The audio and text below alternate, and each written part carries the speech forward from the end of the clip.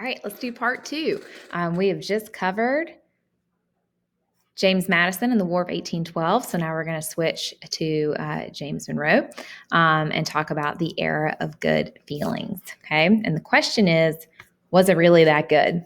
The next president is James Monroe, and his kind of coined term of his presidency is the era of good feelings, because everything is supposed to be in this time period kind of pro-unity, pro-nationalism. And we're just coming off of the War of 1812, where everyone's like, yeah, America, we beat the British again, woohoo. Even though the British burned down our capital and, sunk a bunch of our battleships and all that stuff. But yeah, go America. The era of good feelings is supposed to be a time period where we feel like we're one united states. And that is the idea of nationalism, that we are one, we are together, we are not separate, unifying a strong federal government. Okay, sectionalism is when we look at ourselves as being states and not one union. So where the states feel like, no, we're going to do what's in North Carolina's best interest instead of doing what's in the best interest of the United States. Okay, so James Madison, the era of good feelings, from nationalism to sectionalism. And when we get to sectionalism, where we're kind of viewing ourselves as a state power, it also is looking at ourselves as the South, the North, and the West. Okay, so to kick off the era of good feelings, and once again, you are looking in your notes now on the second page after the stop, take a break section, to make us feel very unified and very, oh, yay, United States. We are developing now a very American culture where finally America, the United States, stops imitating Europeans, because if you remember, the 13 original colonies belonged to Britain. A lot of land belonged to France, Spain. And so this is where it's creating a very American culture that we still adopt a lot of today. And not that much of a European culture who colonized this area so heavily.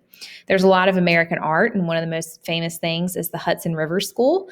That's just the thing that, being a person in the United States, you should know the Hudson River School. The Hudson River School is famous for having painters that painted the beautiful landscapes of this country. And these are some examples of those images. I mean, truly beautiful images of what this land looks like. And that's the Hudson River School. Also, American literature. This is where you have authors who are writing American-themed books of stuff that goes on in the United States or in this territory. We also get the Noah Webster, the American Dictionary of English Language, like you're probably familiar with. Even though the predominant language in the United States is English, it's not the same as British English. And when I taught in London, England, for a little bit, it always, even though I spoke English and the students I taught primarily spoke English, there would still be miscommunication between us because it's really not the same English. And there was a lot of verbiage that was different, that always ended up kind of comical, that we couldn't even converse with each other fully, even though we both spoke relatively the same language. So Americans are creating their own American English as opposed to British English. And there's some famous authors: Washington Irving, James Fenimore Cooper wrote the famous book, I don't know why that's not capitalized, Last of the Mohicans, William Cullen Bryant. These are all people who wrote novels based off things that were happening in the United States. Excuse me. All right, so nationalism and sectionalism. Nationalism is the belief the interests of a nation are more important than the interests of a region. And sectionalism is the belief that your section is more important than the nation. The early 1800s was certainly more national than sectional, but we are going to be going towards sectional because we are creeping ever so close to the 1860s, which is going to be the breakout of the Civil War. So here's your proof of nationalism. This is your proof that we are viewing our country as one united whole. One example is the Chief Justice of the Supreme Court, John Marshall, if you remember him from the Marbury versus Madison case. His court promoted nationalism with its rulings. For example, in McCulloch v. Maryland, which is the famous court case in 1819, Maryland versus the national government over bank taxing, and Marshall sided with the national government, saying that the national government interest was correct, constitutionally correct, not the individual state of Maryland. Gibbons v. Ogden. Gibbons and Ogden were steamboat companies. Ogden had a state license to run his business. Gibbons had a national license to run their business, and Gibbons won that Supreme Court case because they had a national license over a state license. I know these things seem silly, but they're important to point out that even in our court system, we were ruling nation over state. Henry Clay, the war hawk, from last time, the one that was the guy that was really revving up Congress to declare war in the War of 1812. Henry Clay's American system was something also that's proof of nationalism. He wanted to do these things to enhance what was happening in the United States. Like, he wanted a tariff to protect American industries. He wanted to sell government land to raise money. He wanted to do some maintenance on the national bank, and he wanted to fund internal improvements such as roads and canals. Only parts of the American system are implemented, but it shows nationalism in the country. The most important thing to remember from Henry Clay's is the fact that he wanted to do improvements on roads and canals. So images of the American system, you see roads and canals. That's why this picture goes along with it. And then here's what is going to mess up the American system that Henry Clay proposes. The roads and canals are being built to connect the 13 original colony land to the land that's being developed in the West, like the land that was purchased with the Louisiana Purchase. The East gets the backing of the protective tariffs from the West, and the South gets nothing in the American system, and it makes Southern states mad. All right, so 1816, James Monroe was elected. Era of good feelings. Why is it called the era of good feelings? Number one, the economy grew rapidly, and it's a spirit of nationalism and optimism, and everyone feels, really good about the United States during this time. The Rush-Bagot Treaty, there's a lot of treaties that give us more land too. The Rush-Bagot Treaty disarms the Canada border, so there's less chance of a fight again between the United States and Great Britain. The border is drawn at the 49th parallel, which will matter later. The Adams-Onis Treaty, John Quincy Adams, who's going to be your next president, he's Secretary of State right now. He gets Florida from Spain. So that adds Florida to the United States territory. And Oregon, we allow a 10-year treaty that everyone from the United States has the opportunity that you can move to Oregon and settle in Oregon for 10 years. And then eventually Oregon will become a U.S. state. So here's the 49th parallel drawn with Canada.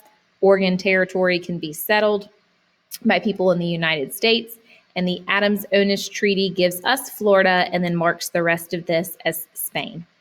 Okay, so as of 1819, this is the United States. Everything on the East Coast, Florida, all of this that was Louisiana territory, the line is drawn at the 49th parallel right here, which is still the line between us and Canada. And then Oregon is joint occupied by Britain and the United States, and both have the opportunity to settle there. If you remember the old game, the Oregon Trail, that's what this is about. When this Oregon territory was opened up, people flooded to go to Oregon, and it was a horrible journey, and a lot of people died. And one of the main things that killed them, if you remember, is dysentery, and that's where you have diarrhea until you die. So super fun. I would have not wanted to go to Oregon during this time.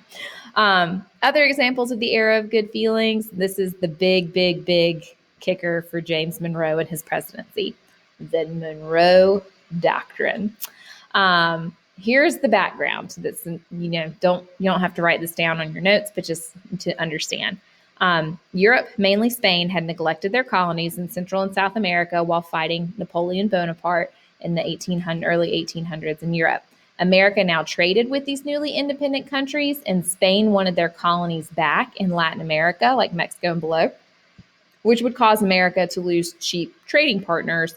We would rather trade with people who declare themselves independent from Spain rather than Spain. So this is what the United States says. We draw a line. Europe, you stay on that side and don't come over to North and South America. Basically, this is saying that the United States has dominance or control over the Western Hemisphere. So you see Uncle Sam is standing on the Western Hemisphere, and he's thrown his hat down onto Latin America, and that says the Monroe Doctrine.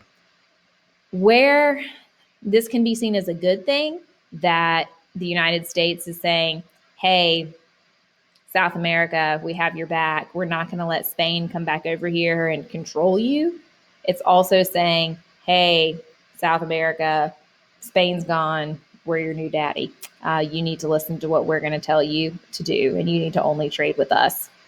So kind of a good thing, kind of a bad thing, but people rallied around this because it showed strength for the United States, and it was really telling Europe that they needed to stay out. Okay, so there's the line drawn. You stay on your side, we stay on this side. The election of 1820, if you look, overwhelmingly, James Monroe is elected to another term. You see that everything that is green got the electoral votes for him, and everything that is brown got the electoral votes for JQA, and he really only got one, which is that. It's not brown, it's yellow. These people can't vote. It's right there.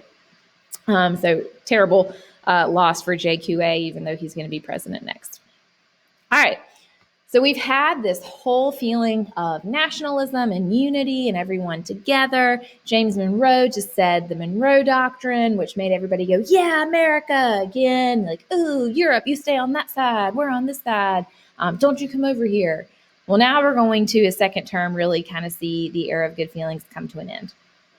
And remember, we've said we're going from nationalism to sectionalism. Okay. Sectionalism is going to start rearing its ugly head with Missouri. Missouri territory is starting to be settled, and it is going to be organized into a state. The problem is the people flooding to Missouri to live there are white slaveholders, and they are bringing with them slaves. When Missouri wants to join as a state, we got a problem. There are 12 free and 12 slave states in the United States of America. Okay? If Missouri joins, it's going to break the balance, meaning there'll be one more slave state or one more non-slave state, free state. How this is fixed is a compromise in 1820. This is one of those most important things in U.S. history that you need to know. In 1820, Missouri is admitted as a slave state, meaning slavery is allowed in the state of Missouri. But Maine, that has not been a state, it's a brand new state, is also going to be admitted as a slave state. So now, once again, you have an equal number of free states and an equal number of slave states. But tacked on to this is slavery is banned north of the Louisiana Territory at the 3630 line. Okay?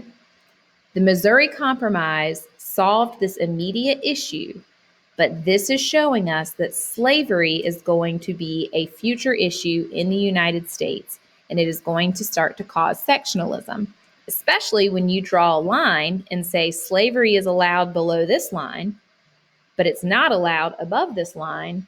It separates the United States. So there's the 3630 line. This territory that is new, if it is anything that is orange, slavery is not allowed in that territory, except for Missouri. Okay? So the biggest example of sectionalism is the Missouri Compromise. And what that was about the state of Missouri becoming a state, or the territory of Missouri becoming a state. And the question, will it be a slave state or a free state? And the compromise was it was going to be a slave state, and Maine is added as a free state. All right, there's only a few more slides left. This is Missouri Compromise. It says stop, take a break, and then we're going to talk about the 1824 election. So hit pause, and then there's only like 3 more minutes left. Pause. And welcome back. The 1824 election. All right, JQA versus Jackson. So James Monroe serves 2 terms. He steps down. His Secretary of State, John Quincy Adams, runs again. John Quincy Adams is related to John Adams, the second president of the United States. Andrew Jackson is kind of like your Donald Trump of the time, if Donald Trump had any military history, but he doesn't. Remember, Andrew Jackson was the hero of the Battle of New Orleans. He's your first guy that's president that is not part of the American Revolution momentum. He's not a founding father. He was not involved in a previous presidency. He was not a vice president. He was not a secretary of state. He was not a secretary of treasury. He was a military guy who became a national hero because of the Battle of New Orleans, which, remember, was fought after the War of 1812 ended, 2 weeks after. It's just, without communication, nobody knew it was over, so they still fought this battle. Anyway, Andrew Jackson wins the popular vote of the 1824 election, but he does not win the majority of the electoral votes. The election goes to the House of Representatives to decide. The Speaker of the House is a guy named Henry Clay, who did the American system, who was a war hawk. He gave his support to John Quincy Adams, and in return, John Quincy Adams made Henry Clay his Secretary of State. Everyone that supported Jackson called this a corrupt bargain, and they said that this election was rigged. Okay, Jackson created a new political party called the Democratic Party, not the Democratic Republicans like Thomas Jefferson had, but it's something that's called the Democratic Party, and Adams creates the National Republicans. This really drives home the wedge of what's going to be a really hard 2-party system. So there's a map of the election, who voted for Adams, who voted for Jackson. There were other people that were up, but they didn't get the majority of the votes. Okay, so the corrupt bargain was when the election between Andrew Jackson and John Quincy Adams had to go to Congress to decide it. And Henry Clay gets Congress to support John Quincy Adams. Andrew Jackson loses. And then Henry Clay turns around and gets a position in John Quincy Adams' cabinet. He calls it the corrupt bargain. All right, JQA had a bad presidency. Literally, I'm going to tell you nothing else about John Quincy Adams' pregnancy. Ooh, that'd be weird. Presidency.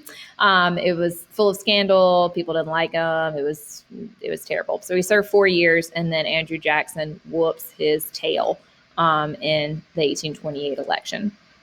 Andrew Jackson's nickname is going to be Old Hickory. You know him because his face is on our money. He's a war hero from the Battle of New Orleans, and he is supposedly the champion of the poor man, and he is a Washington outsider.